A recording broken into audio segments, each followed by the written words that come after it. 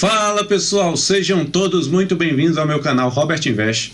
E no vídeo de hoje eu quero trazer alguns esclarecimentos para você investidor, você que possui fundos imobiliários na sua carteira ou qualquer outro investimento e que está preocupado. Você vê recentemente aí muitos fundos imobiliários caindo de preço, muitas ações também, o mercado todo está caindo bastante e às vezes você fica preocupado sem entender o motivo dessas quedas. Pô, será que deixou de fazer sentido esses investimentos em fundos imobiliários, por exemplo? Então, nesse vídeo de hoje eu quero esclarecer isso para você e ao final você vai sair daqui com uma ideia melhor do cenário, do que é que está acontecendo com os fundos imobiliários e com outros investimentos, para você tomar uma decisão melhor se deve vender os fundos imobiliários que você tem, será que você deve comprar mais, o que é que você deve fazer. Então, ao final desse vídeo você vai ter essa ideia em mente, então fica aqui e assista até o final. E se você é novo por aqui também e ainda não se inscreveu, já se inscreve aí e deixa o seu like, beleza? Então, vamos ao vídeo.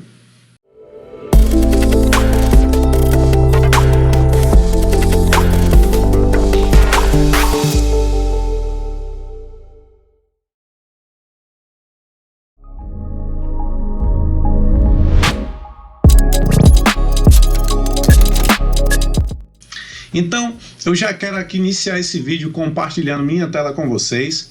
Então, eu trouxe aqui para vocês, para a gente começar essa análise, para mim começar explicando para vocês, eu quero mostrar primeiramente o que foi que aconteceu com o IFIX. Então, esse IFIX ele é bem semelhante ali ao Ibovespa, certo? Só que aqui mais voltado para uma carteira recomendada, vamos dizer assim, de fundos imobiliários, certo? Esse índice ele serve como um parâmetro para a gente sentir como é que está o mercado de fundos imobiliários, se ele está crescendo, se ele está caindo. Então eu quero mostrar para vocês aqui, ó, pegando da máxima que o IFIX atingiu, que foi dia 12 de fevereiro de 2021. Até hoje, na verdade até hoje, dia 4 de outubro de 2021, a gente vê que esse índice ele vem desvalorizando na ordem de 6,55%, certo? Se a gente pegar o último ano completo, no caso do dia 4 do ano passado, de outubro até hoje, a gente vai ver que essa variação foi de apenas menos 0,27%. Uma pequena desvalorização, mas da máxima que o IFIX atingiu até hoje, realmente foi uma desvalorização bem mais considerável.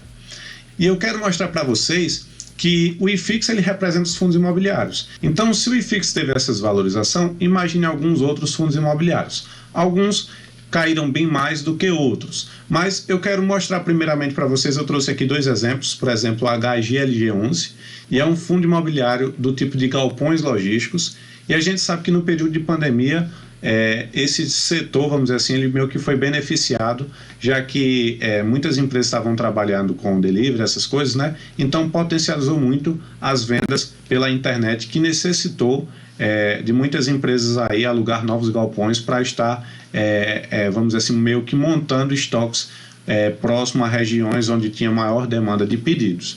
Então, o HGLG, se a gente olhar a variação dos últimos 12 meses, foi uma variação até pequena, 3,39%, mas se a gente pegar da máxima aqui, ó, 8 de fevereiro de 2021 até hoje, a gente teve uma desvalorização aí nesse fundo imobiliário de 9,81%. E quando eu falo desvalorização, significa no valor de cotação, certo? Eu não estou levando em consideração dividend yield, nem valor patrimonial, e apenas valor de cotação, que seria aquele valor que você vai comprar diretamente do mercado. Então, fora o fundo imobiliário HGLG, eu trouxe também aqui o BRCR11, que foi outro fundo imobiliário que sofreu bastante. Esse é um fundo imobiliário já de lajes corporativas e ele vem acumulando uma perca de 19,98% no último ano. Esse fundo imobiliário ele está sendo cotado bem abaixo do seu valor patrimonial, ó, a 0,68% no seu PVP, ou seja, 32% abaixo do seu valor patrimonial, que gira em torno de R$ 107. Então, a gente vê um fundo imobiliário que está sendo cotado aí hoje bem abaixo do seu valor patrimonial. E, inclusive, eu fiz a análise desse fundo imobiliário e eu vou deixar aqui para vocês o link no card, certo? Se você quiser assistir a análise detalhada que eu fiz sobre o BRCR11. Então, se você tem esse fundo imobiliário na carteira, ao final desse vídeo vai lá e confere essa análise que eu fiz na íntegra do BRCR11, beleza? Mas voltando aqui, esses fundos imobiliários que eu estou mostrando para vocês, essa análise do IFIX, É só uma análise que eu estou mostrando só para justificar o porquê de gravar esse vídeo. Tinha muitas pessoas me perguntando: poxa, Roberto, será que ainda vale a pena permanecer com os fundos imobiliários em carteira? Será que é melhor eu vender? Será que deixou de fazer sentido os fundos imobiliários? E eu quero mostrar agora para vocês alguns relatórios que justificam a queda desses fundos imobiliários. Não só dos fundos imobiliários, mas de muitas ações e outros investimentos mais voltados assim para renda variável. Então, eu trouxe aqui para vocês, se a gente entrar na verdade no site do Banco Central do Brasil, você vai ter acesso ao valor da inflação acumulada dos últimos 12 meses. E a gente vê que essa inflação, ela veio subindo no último ano. Desde outubro de 2020, que essa inflação ela saiu da faixa de 3,92%, e essa inflação ela veio subindo, atingindo hoje a sua máxima de 9,68%. Então a gente tem uma inflação acumulada bem acima, no caso, da meta definida pelo Banco Central, que a gente vê aqui que ela tinha uma meta de 3,75 com intervalo de tolerância de 1,5 para cima ou para baixo, que nesse caso seria até 5,25%, mas a gente viu que ela saiu muito dessa curva. Já a nossa taxa Selic, ela ficou ali estagnada na faixa de 2%, certo, ao ano, e começou a subir ali por volta do mês de março de 2021 e veio subindo até agora a cada nova reunião lá, né, do Copom, em que decidiu aumentar cada vez mais essa taxa Selic para tentar controlar a inflação. Que no caso hoje a gente encontra a taxa Selic por volta de 6,25%. Então, um dos principais motivos que você consegue perceber ao analisar essa variação na taxa de juros, esse aumento na taxa básica de juros, é que ele é o causador dessa desvalorização na cotação, vamos dizer assim, desses diversos ativos de renda variável, como, por exemplo, fundos imobiliários e ações. Mas por que, Roberto? Por que é que fundos imobiliários tendem a cair quando a taxa de juros sobe? Simplesmente porque se a taxa de juros básica ela está subindo, significa que você consegue colocar o seu capital em uma operação, vamos dizer assim, consegue aplicar ele a uma operação com menor risco a uma taxa, vamos dizer assim, meio que satisfatória. Se a gente vê que antes a gente tinha uma taxa básica de juros ali por volta de 2%, essa era uma taxa muito baixa. Então, se eu queria ter de fato uma performance melhor, se eu queria de fato fazer com que minha carteira ela crescesse e eu conseguisse também meio que bater a inflação, ou seja, pelo menos conseguir manter o meu poder de compra no tempo, eu precisaria sair sim da renda fixa e levar o meu dinheiro para a renda variável. Só que com a alta, quando a taxa básica de juros, a taxa Selic começou a subir, muitos investimentos de renda fixa, eles passaram a pagar prêmios maiores, ou seja, passaram a pagar taxas maiores para quem colocasse o seu dinheiro lá na renda fixa. E isso fez muitas pessoas venderem fundos imobiliários, venderem ações e levarem o seu capital lá para aplicar em operações de renda fixa, que eu vou mostrar aqui para vocês agora. Então, se a gente olhar aqui, eu entrei no site do Tesouro Direto e só para vocês terem uma noção, Tesouro pré-fixado para 2024 já está sendo pago uma rentabilidade anual de 10,16%. Então aqui a gente consegue ver a expectativa da taxa de juros para o futuro, que ela vem subindo. Então quem quer fazer uma aplicação já mais protegida, vamos dizer assim, com relação à inflação, aqui a gente tem aplicações do Tesouro IPCA+, para 2026, que pagam uma rentabilidade de IPCA mais 4,64%. Então aqui a gente vê um juro real de 4,64%. Então realmente a gente pode aqui, eu vou voltar aqui nos fundos imobiliários, a gente vê que o HGLG pagou um dividend yield de 8,42% nos últimos 12 meses. A gente vê que aqui o BRCR11 pagou um dividend yield de 7,71% nos últimos 12 meses.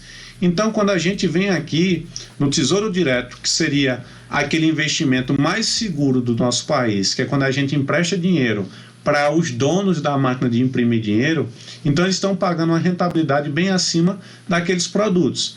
Então, tem muitos investidores que param, olham assim e pensam, para que é que eu vou deixar meu dinheiro em renda variável, meu dinheiro correndo risco, se eu posso ter uma rentabilidade maior emprestando meu dinheiro diretamente para o governo? Então, por isso que muitas pessoas começaram a vender seus fundos imobiliários e trazer para investimentos semelhantes a esse aqui. A gente já viu, Tesouro Prefixado com juros semestrais para 2031, pagando uma rentabilidade anual de 11,05%. Então aqui a gente já consegue perceber que a renda fixa ela está no momento mais atrativa por conta dessa questão, desse aumento da taxa básica de juros, que é um aumento para tentar controlar o quê? A nossa inflação, que ela está bem descontrolada. Então, eu trouxe aqui também para vocês o relatório Focus, certo? Mais recente, no caso, do dia 1º de outubro de 2021, mais recente que eu falo em relação ao dia que eu estou gravando esse vídeo, em que a gente consegue perceber aqui nesse relatório é que a expectativa do mercado com relação ao IPCA é que ele feche o ano de 2021 a uma taxa de 8,51%. Só que essa expectativa ela vem subindo há 26 semanas, como mostra esse número aqui em parênteses e essa seta para cima. Isso significa que há 26 semanas a expectativa do mercado é que essa taxa ela venha sempre subindo. Só que, como é que o governo faz para controlar a nossa inflação? É subindo a nossa taxa básica de juros. Então, o mercado ele tem uma expectativa de que a Selic feche esse ano a uma taxa de 8,25% para tentar controlar essa inflação que está em 9,68% hoje, como eu mostrei para vocês, e consiga derrubar ela ainda nesse ano de 2021 para o patamar de 8,51%. Se a gente for analisar a projeção para 2022, é que nós tenhamos ainda uma Selic por volta de 8,5%, com o IPCA já a 4,14%, e lá para 2023 a gente consiga baixar um pouco a Selic com a inflação já mais controlada. Então, a projeção que seria lá para 2023 a gente tivesse uma Selic a 6,75% e um IPCA por volta de 3,25%. Então, no caso, a gente consegue ver que na curva de juros aqui, esse aumento da taxa Selic é um aumento para tentar controlar a inflação, mas que ele vai começar a baixar a taxa Selic a partir do momento que ele conseguir ver que o governo, no caso, começou a controlar essa inflação, que hoje está bem longe, no caso, da meta prevista pelo Banco Central lá. Então, o que é que a gente consegue perceber ao analisar essas informações que eu trouxe hoje aqui para vocês?